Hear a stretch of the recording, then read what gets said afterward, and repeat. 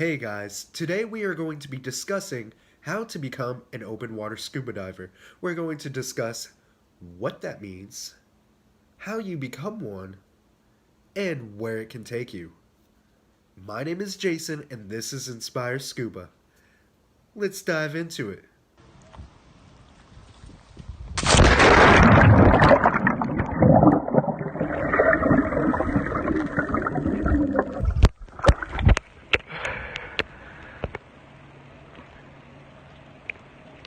The first thing that you have to do is find a shop. A shop will have one of, say, 3 or 4 recreational agencies. That includes PADI, NAUI, and SDI. They all have their pros and cons, but whatever your local dive shop offers is probably what you're going to have to go with. Now, I've personally gone through PADI, so a lot of this information is going to be focused on PADI's methods, but at the end of the day, all the agencies have to hit a certain standard when it comes to teaching you. With that being said, one of the important factors isn't so much the agency or even the shop, the instructor. Having a good instructor who makes sure that you are comfortable in the water, that you understand the skills, and that you are able to apply those skills in real life under the water is absolutely phenomenal. You cannot beat that in an instructor. If you feel like your instructor doesn't care and that they aren't role modeling what it means to be a good diver, go find a new instructor, because your safety, your comfort, and your ability after the instructor has taught you is the most important thing. You need to be able to say without a doubt after you finish the class that I understood this, my instructor made sure that I'm comfortable, and I can handle anything that comes my way once I am 20, 30, 40 feet down. The next requirement is to be fit and healthy. That means of sound mind, sound body. When you get started, you will be required to fill out a medical questionnaire. I'll go ahead and put that on the screen right here. Boom. Alright. And in that questionnaire, it has probably about like 20 questions or so, and it's going to ask you yes or no. And if you answer yes on any of them, you will have to go to your physician and they will have to double check with you. For instance, I do have asthma. I answer yes on that. When I go to the physician, I tell them that I've got the questionnaire. They will do a lung test on me, make me blow through a tiny straw, and it reads how strong my lungs are, basically. I've also had to do jumping jacks and get, my heart rate up and pumped, and they'll be like, alright, how's wheezing? Are you wheezing? Do you need your inhaler? Things like that. And after they have determined that, I'm not going to be down and out after those tests, that I have strong lungs and I don't have any buildup of fluid in them, they go ahead and sign off on my questionnaire. Things they'll also ask in the questionnaire is, do you have diabetes? Diabetes can be a pre-existing condition that can lead to complications, and your physician is going to be able to better explain and go into detail as to what you need to look for. In no way am I saying I'm a medical professional in this situation and that I know yes or no whether you should dive. Fill out the questionnaire honestly. If you answer yes, make sure you go to your physician and be honest with them so that you avoid any accidents whenever you're diving. So, the last requirement that we're going to go over is age. Scuba diving is a all-inclusive sport for sure, but you do have to be at least 10 years old to go through. For PADI, it's called the Bubble Maker program. You more or less go through the same stuff that you're about to go through as an open water diver, if that is why you're watching this video. At least I hope it's why you're watching this video, right?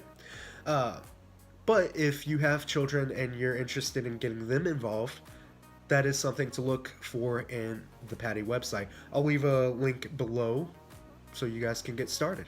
All right, you've met all of the requirements, you've got a good instructor, you're comfortable in the water, and you don't have any pre-existing health conditions that will hold you back.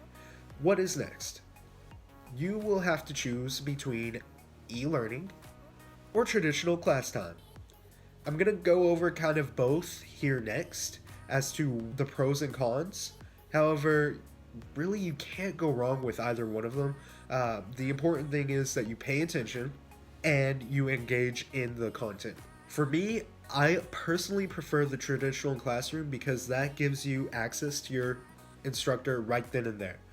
You'll decide on a time to meet up, and as you guys are working, if you have any questions, which hopefully you have a lot of questions, you can ask them and he or she will be able to answer them right then and there, versus if you do e-learning, you learn at your own pace, you sign in with a code, and all of your material is online. You can't really stop and be like, hey, why do I have to wear weight underwater? I'm supposed to be weightless. You just don't have access to your instructor like that. You will have time at the end of the modules or the course to go over everything and fill in any blanks that you might have, but having that instructor on demand every time you meet for class is an invaluable asset that you definitely shouldn't pass up if you can avoid. However, life happens. We're all busy. Sometimes e-learning is the best choice for us. But make sure that when you are working with your instructor before you get in the water, be asking those questions. Engage in the content and follow through with any questions that you might have. A good skill to have, or a good practice at least, is to take notes as you're going. If you choose to go the traditional classroom route, they will give you a open water diver's manual. At the end of each chapter, there will be a section review. That's basically your test for each chapter. All it does is review everything that you went through in the chapter prior, and you have to make a certain score. I want to say like 90%, which in most cases that I've seen, your instructor will work through the problems with you, and if you get something wrong, they'll get you to where you need to be. They don't want to stop you from being able to dive, but you do have to understand the theory of everything. Open water, it's pretty straightforward. A lot of it is common sense, but there's a little bit in there with buoyancy and theory, just a taste that you do have to understand. A good instructor will make sure you grasp it before you guys move along. With the e-learning, they're broken down into modules. I think whenever I last did e-learning, it was like a robot lady reading over everything, or you could like mute it and read through it yourself, but you had to get through every single module before you can move on.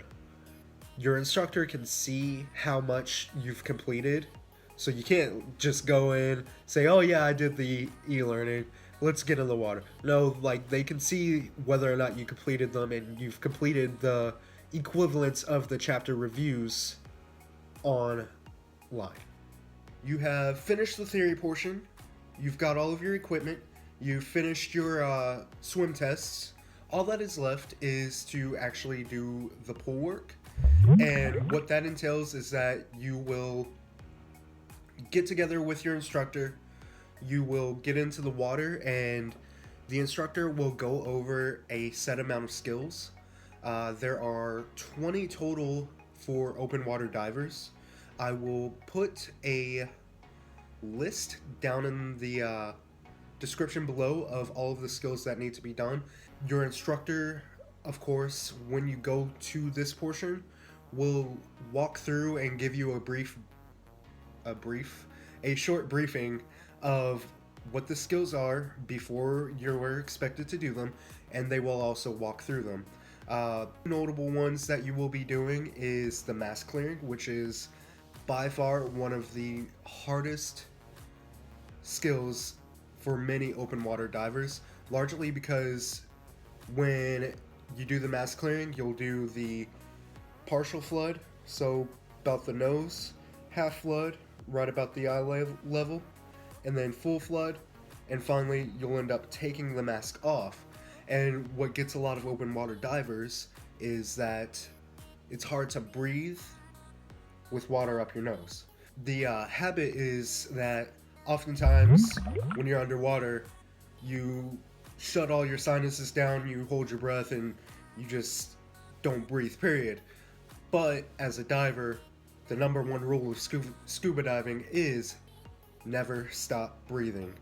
Even if you don't have that regulator in your mouth, you're constantly making bubbles.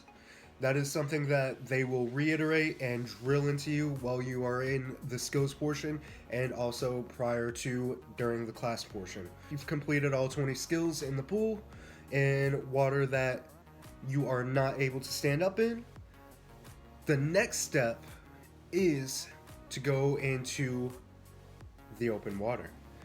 So depending on where you're at, that will determine on where your open water course is. You'll get with your instructor and decide what is best for you. Some people will go on vacation and end up finishing their skills portion out in the ocean.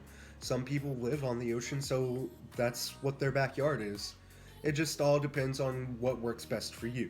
And you and your instructor will determine what the best course of action is. But good part is, once you complete these skills, you just do it again in the open water. The only difference is you'll be on a sandy bottom instead of a pool bottom, or in my case, it was a training platform. It's all different for everybody, but you repeat the skills that you did in the pool. If you can do them in the pool, theoretically, you can do them with 15 feet of water above you. Congratulations, you are an open water diver. All that is left is for your instructor to get together with you and send out any paperwork that you guys had. Once that is done, usually about 24 hours or so, you will be emailed a virtual copy of your certification card. That is good for something like 30 days, I want to say. And you can take that to whatever dive shop so you can rent gear as if you were an open water diver already, because you are. The only difference is you don't have the hard plastic copy, or in some cases, if you opt for it, the digital copy of the card. They'll send you your permanent number as quickly as possible. It's usually about a week, 2-week turnover, depending on whether you choose the hard copy or the digital copy. And you have to take into consideration they do certify somewhere upwards of like 1 million students a year. I think that was their number for 2019. So they've got a lot of people to be sending these cards to. They're not trying to make you wait or anything. Just be patient. You've got the temporary number. It works just the same. And you are an open water diver. I hope this answered some questions for you guys, and if you have any ideas on what other videos I should make, leave a comment below, and make sure that you like and subscribe.